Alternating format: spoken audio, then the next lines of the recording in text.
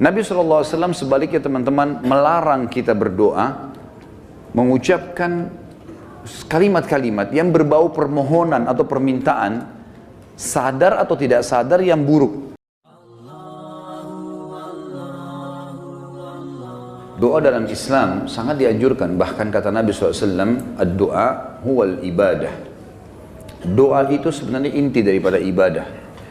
Sebagian ulama mengatakan, kalau diitlakkan doa, maka berarti semua aktivitas ibadah masuk di dalamnya. Makanya contoh misal, definisi daripada sholat, secara etimologi adalah doa. Karena memang isinya doa. Pada saat sedang puasa kita disuruh berbanyak doa, bahkan dijanjikan mustajab doa. Kita melakukan aktivitas apa saja, keluar rumah, masuk rumah, mau makan, habis makan, mau keluar masuk kamar mandi, keluar kamar mandi. Mengenakan pakaian, membuka pakaian, apa saja ada doanya. Dan doa dijadikan senjata bagi orang-orang beriman oleh Sang Pencipta Allah. Sebagaimana sabda Nabi SAW, ad-doa silahul mu'min. Doa adalah senjatanya orang-orang beriman. Hadis ini masih diperselisihkan para ulama, tetapi memang dijadikan sebagai gambaran oleh para ulama yang lainnya tentang masalah bab doa, karena dia hanya dukungan, dia bukan menjadi sebuah intisari daripada bahasan itu. Artinya orang mukmin bisa berdoa kepada Allah sehingga menjadi senjata bagi dia untuk menolongnya dalam segala masalah yang sedang dihadapi.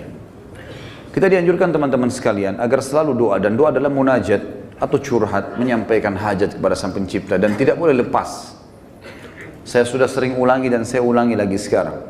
Doa ini jadikan sebagai rutinitas kita. Dan tidak ada aktivitas kecuali diikuti dengan doa. Sampai pada tingkat antum mau masuk ke satu tempat, mall, mau beli baju, minta sama Allah parkiran. Minta sama Allah dimudahkan, maksud saya. Ya Allah mudahin saya dapat parkiran ini. Ya Allah mudahin saya membeli baju itu. Ya Allah mudahin saya masuk ke restoran untuk makan makanan itu. Ya Allah mudahin untuk saya bertemu sama orang ini. Ya Allah mudahin usaha saya ini. Ya Allah mudahin kuliah saya ini. Ya Allah mudahin pernikahan saya ini. Dan seterusnya. Diikuti dengan doa. Dan doa itu kata ulama adalah ibadah. Dalam arti kata, kita sudah melihat hasilnya atau tidak melihat hasilnya, tetap dicatat pahala oleh Allah Subhanahu wa ta'ala. Kalau masih ingat sebuah athar yang saya sebutkan, orang-orang yang rutin berdoa di dunia selalu menyampaikan hajat-hajatnya kepada Allah Subhanahu wa ta'ala. Dia lihat hasilnya atau tidak lihat hasilnya. Maka orang-orang seperti ini yang belum melihat hasil dari doanya, seakan-akan bagi dia mungkin belum diijabah, maka dalam sebuah riwayat dikatakan akan datang orang-orang seperti ini hari kiamat diberikan pahala bergunung-gunung. Lalu mereka kaget, pahala dari mana ini? Bertanya pada para malaikat. Lalu para malaikat berkata, ini adalah pahala doa-doa kalian yang belum kalian dapatkan jawabannya di dunia. Maka pada saat itu mereka semua berharap kalau semua doanya selama di dunia tidak diberikan di dunia, tapi diberikan di akhirat, karena besarnya pahala yang didapatkan. Kita dianjurkan untuk membaca doa-doa positif, dan selalu kita berpikir positif juga pada Allah, itu bersangka baik.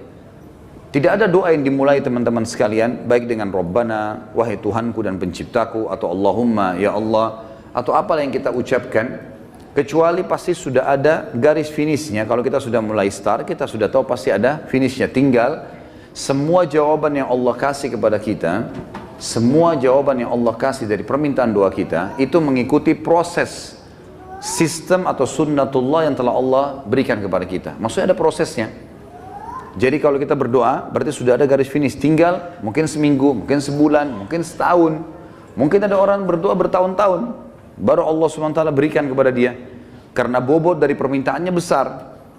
Maka Allah SWT sesuaikan dengan sunnatullah atau sistem yang dia telah buat dalam kehidupan manusia itu sendiri.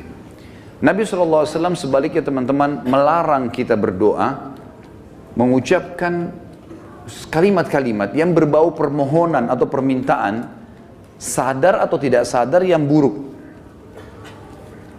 Kata Nabi SAW dalam hadis Bukhari, janganlah seseorang di antara kalian mengucapkan kalimat doa, permintaan, atau munajat, atau penyampaian sesuatu kepada Sang Pencipta yang buruk, baik buat dirinya, baik buat keluarganya, baik buat hartanya, karena jangan sampai malaikat lewat dan mengiyakannya.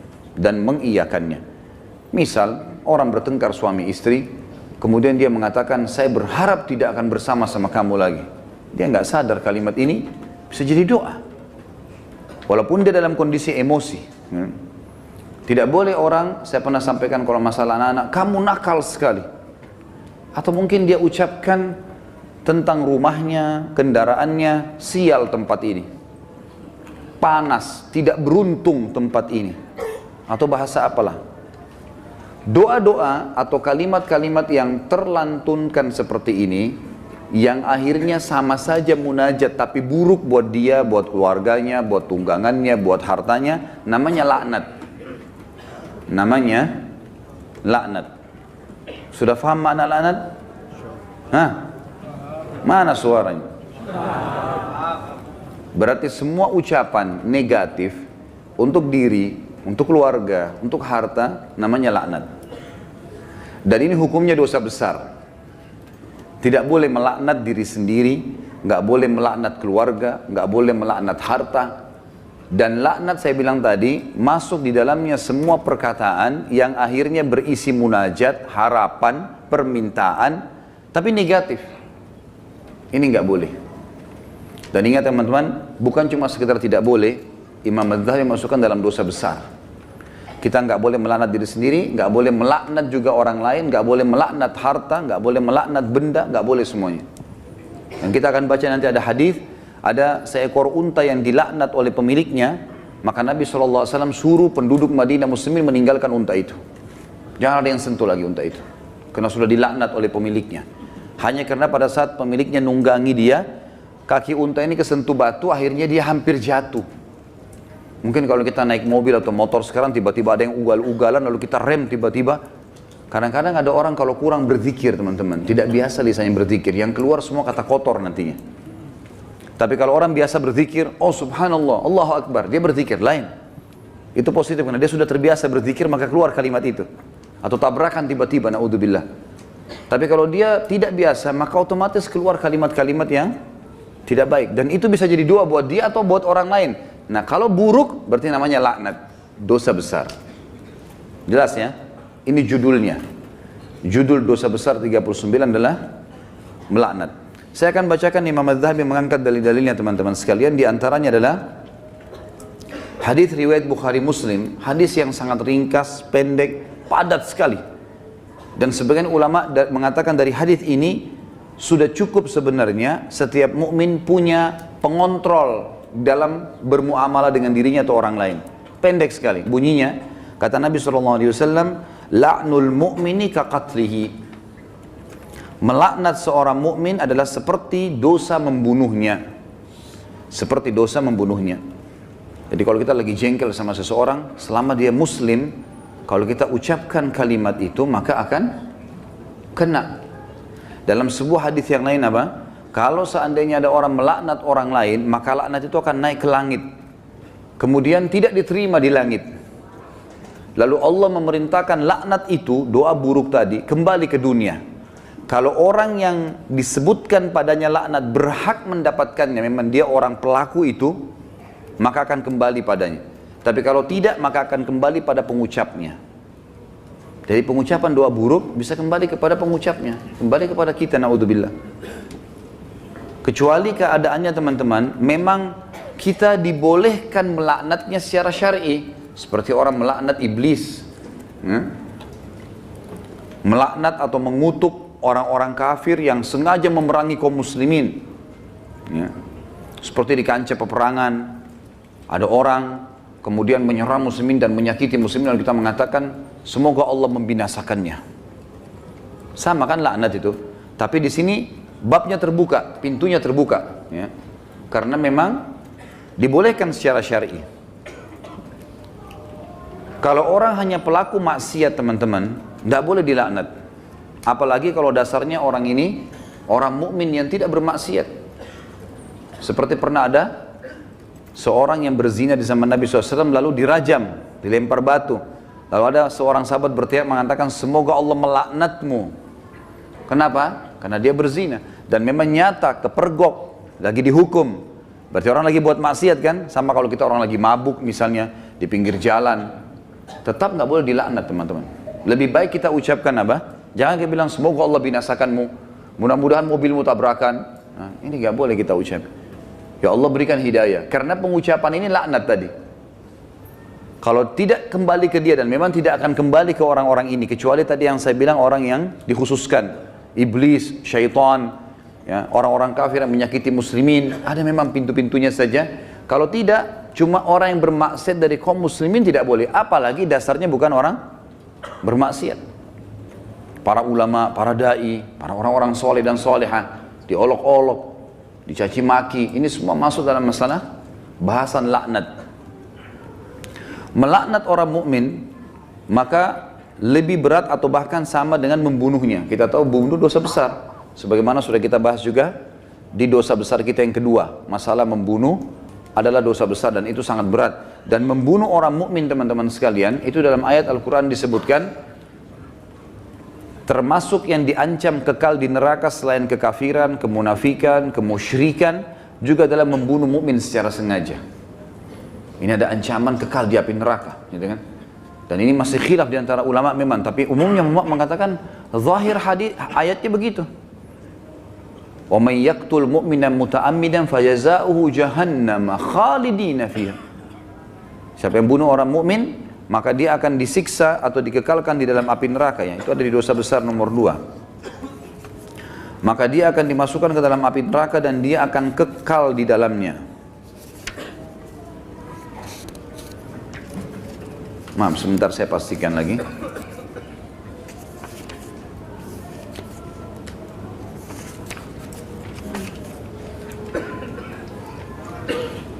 Iya. Ayatnya dalam surah An-Nisa ayat 93, A'udzubillahi minasyaitonir rajim, wa may yaqtul mu'mina muta'ammidan fajazaohu jahannamu khalidan fiha wa ghadiballahu 'alaihi wa la'anahu wa 'adda lahu 'adzaban 'azima. Dan saya beristighfar tadi karena saya salah dalam membaca ayat, tapi ini ayat yang benar, An-Nisa 93, yang artinya barang siapa yang membunuh seorang mukmin dengan sengaja, maka balasannya neraka jahanam dan dia kekal di dalamnya. Dan Allah murka kepadanya dan melaknatnya serta menyediakan azab yang besar baginya. Ya. Sementara melaknat orang mukmin sama dengan membunuhnya. Hadis yang kedua, tadi hadis Bukhari Muslim, hadis yang kedua riwayat Imam Bukhari dan juga Imam Muslim menyebutkannya. Kata baginda Nabi SAW, sibabul muslimi fusuqun wa qitaluhu kufur. Mencaci maki seorang muslim adalah suatu kefasikan dan membunuhnya adalah suatu kekafiran. Di sini kalimat mencaci maki seorang muslim adalah sebuah kefasikan, maksudnya adalah caci maki masuk dalam laknat. Caci maki masuk dalam laknat. Misal seseorang punya pegawai, lalu dia mengatakan kamu bodoh. Kalimat bodoh ini, walaupun dia lagi salah, bukan itu sama doa buruk kan, laknat. Maka bisa kembali ke dia, bisa kembali ke dia, tapi pengucapnya walaupun orang itu layak mendapatkan kalimat bodoh, kembali ke dia kalimat itu, tapi laknat ini bisa kembali menjadi dosa besar bagi pengucapnya. Dan lebih baik jangan diucapkan. Lebih baik jangan diucapkan. Beda kalau kita menghardik perilaku. Misal gini, ada orang melakukan perbuatan yang ngawur dia melakukan perbuatan yang orang tidak lakukan. Misal mobil lagi sangat kencang, kemudian dia tiba-tiba berjalan di tengah jalan, seperti menunjukkan sebuah atraksi atau kehebatan gitu kan. Lalu kita mengatakan perilakunya orang ini gila. Perilaku, perbuatannya itu berbeda. Yang dimaksud dalam sini adalah masuk kepada individunya. Karena perilakunya memang betul salah, gitu kan? Perilakunya salah. Kalau kamu terus melakukan perbuatan ini, seorang guru bilang sama muridnya, kamu bisa menjadi orang bodoh. Nggak masuk dalam laknat itu. Karena yang sedang dibahas apanya? Perilakunya. Perilaku beda, gitu kan? Kalau kamu terus saja seperti ini, telat datang di kantor, tidak mengerjakan pekerjaan, kamu tidak akan berprestasi. Kata-kata tidak berprestasi, buruk atau tidak? Buruk. Masuk semua dalam globalnya makna laknat, tapi tidak masuk di sini karena dia sedang menilai perbuatan memang yang sedang salah. Beda, gitu kan? Seseorang membersihkan rumah atau masjid masih kotor. Ini kenapa dibiarkan kotor? Kalau begini nanti orang akan menilai kamu buruk. Menilai perbuatanmu buruk. Bukan laknat itu. Jelas ya? Jadi yang kita maksud di sini adalah individunya. Mencaci maki di sini masuk di dalamnya adalah kefasikan dan membunuhnya adalah sebuah kekafiran. Kemudian dalam hadis Muslim dari Rasulullah SAW bahwasanya beliau bersabda di dalam hadis yang diriwayatkan Imam Muslim juga, la yakunu la'anu syufa'a wala syuhada yaumal qiyamah. Orang-orang yang gemar melaknat, lidahnya suka mengucapkan kata-kata buruk. Termasuk yang teman-teman ya, saya sering dengar orang bercanda sama temannya, ucapkan nama binatang, ya. Panggil nama binatang, panggil kata-kata buruk, ya. Kadang-kadang aku tanya, apa itu? Oh itu artinya ini, oh itu arti buruk semua. Walaupun dia cuma bercanda sama temannya. Di sini dikatakan orang yang suka melaknat, lisannya suka diucapkan kata-kata negatif begini untuk dirinya, untuk orang lain, untuk kendaraan, untuk tunggangan, harta dan seterusnya, tidak akan bisa memberi syafaat. Dan syafaat adalah pertolongan. Saya pernah tekankan teman-teman, syafaat itu akan didapatkan bagi kalau manusia biasa kayak kita, kalau timbangan amal kita sudah lolos. Kalau kita sudah ditimbang amal baik, amal buruk, lalu amal baik kita lebih banyak, maka kita akan bisa memberikan syafaat orang lain. Sebagian ulama mengatakan sesuai dengan kadar lebihnya pahalanya dia. Misal pahalanya 10.000, dosanya 100, maka lebihnya, selisihnya dia bisa membantu orang sejumlah itu, tapi bukan diambil pahala dia, cuman kadarnya saja. Ini ulama ambil daripada hadis Nabi SAW yang berbunyi, sesungguhnya akan ada dari umatku yang bisa memberikan syafaat sejumlah suku Mudar. Suku Mudar adalah suku Arab yang sangat banyak jumlahnya, gitu kan. Ada orang kena banyak sekali amal solehnya, dosanya sedikit, dia lolos, kemudian dia bisa memberikan pertolongan sampai satu suku, gitu kan. Lalu lanjutan hadis kata Nabi SAW, dan ada juga di antara umatku yang akan saking besarnya dosa yang dia lakukan, yang akan membesar di neraka sampai dia sendiri menjadi salah satu sudut neraka itu. Tapi saksi bahasan kita potongan pertamanya. Orang yang suka melaknat teman-teman tidak boleh memberi syafaat. Sebagian ulama mengatakan syafaat di sini masuk dunia dan akhirat. Artinya kalau ada orang mau merekomendasikan orang lain, tidak layak dia bisa memberikan rekomendasi kalau dia sendiri suka melaknat. Suka menghardik, suka mencaci maki, suka menyalahkan, ya, mendoakan yang buruk. Dan juga dia tidak akan menjadi saksi untuk umat-umat yang lain yang disampaikan risalah pada mereka pada hari kiamat. Karena nanti kita akan menjadi saksi hari kiamat. Nanti dalam sebuah hadis dikatakan Nuh alaihissalam didatangkan oleh Allah di mahsyar bersama dengan kaumnya. Lalu Allah tanya, hai Nuh, kau sudah sampaikan belum apa yang saya perintahkan? Kata Nuh, sudah ya Allah. Tanya kaumnya, apakah Nuh sudah dakwakan kalian? Enggak pernah Nuh datang kepada kami. Lalu kata Allah SWT kepada Nuh, siapa saksimu Nuh? Dia bilang Muhammad dan ke umatnya. Dipanggillah Nabi Muhammad SAW dengan kita semua memberikan syafaat. Ya, kita memberikan kesaksian, bahwasanya betul Nabi Nuh sudah menyampaikan dan kami terima dalam Al-Quran dari surah Nuh engkau turunkan ya Allah. Jumlahnya sekian ayat, lalu ayat-ayatnya ditilawakan sehingga kaum Nuh tidak bisa membantah. Karena apa yang mereka lakukan Allah sudah sampaikan dalam Al-Quran. Nah, orang yang suka melaknat tidak bisa ikut-ikutan memberikan kesaksian. Tentu ini sebuah kebanggaan pada hari kiamat ya. Karena kita bisa jelas, oh ini umat Muhammad, umat yang terbaik. Karena kita umat terbaik. Sebagaimana sabda Nabi SAW dalam sebuah hadis yang sahih yang lain. Tidak ada satupun umat sebelum kalian kecuali berharap menjadi kalian. Gitu kan? Karena besarnya fadilah kita sebagai umat Nabi Muhammad SAW. Nabi SAW juga mengingatkan agar setiap muslim tidak boleh memilih teman yang suka melaknat atau lisannya suka mengucapkan kata-kata yang tidak baik. Nah, itu disebutkan di dalam riwayat Imam Muslim. Kata Nabi SAW, la yambagi li sadiqin an yakuna la'anan. Tidaklah patut bagi seorang teman menjadi seorang tukang laknat atau suka melaknat. Kita sudah tahu kalau kita ketemu kemudian dia suka mencaci maki atau ucapkan kalimat buruk buat dirinya kah, buat orang lain kah, gitu kan? Itu semua buruk. Ya, ini buruk teman-teman sekalian.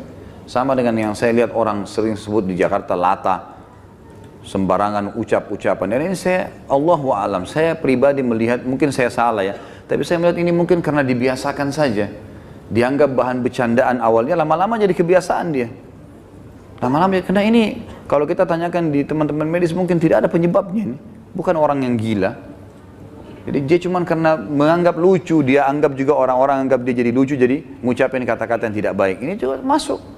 Kalimat-kalimat buruknya bisa jadi laknat karena orang yang tidak dihitung, tidak dihisab oleh Allah hanya anak kecil sebelum balik, orang gila sampai sadar, gitu kan? Dan juga orang tidur sampai dia bangun. Selain daripada ini akan dihisab oleh Allah Subhanahu wa taala.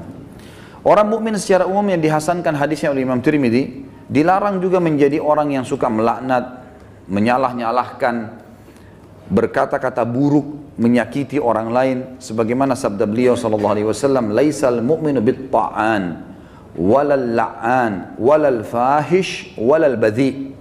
Bukanlah seorang mukmin yang sejati orang yang suka mencelah, yang gemar melaknat, yang suka berbuat keji dan suka berkata kotor atau menyakiti orang lain. Itu orang mukmin tidak usah. Bahkan saya sudah pernah ajarkan teman-teman, kalau kita diajak ribut, diajak bertengkar, wa idza khatabahumul jahiluna qalu salama. Kamu begini, kamu begitu. Sudahlah, tinggalkan saja. Enggak usah ikut-ikutan. Karena dua orang yang bertengkar, dua-duanya jadi jelek mukanya. Kenapa antum mau ikut-ikutan jadi jelek seperti dia? Karena kita manusia, ada emosi. Kalau lagi bertengkar dengan orang, enggak usah baca WA-nya, enggak usah baca SMS-nya. Enggak usah dilihat. Baca Al-Quran, berzikir kepada Allah, doain supaya dapat hidayah. Belum lihat, mungkin dia marah. Semoga Allah kasih hidayah. Selesai. Insya Allah Allah kasih kebaikan itu.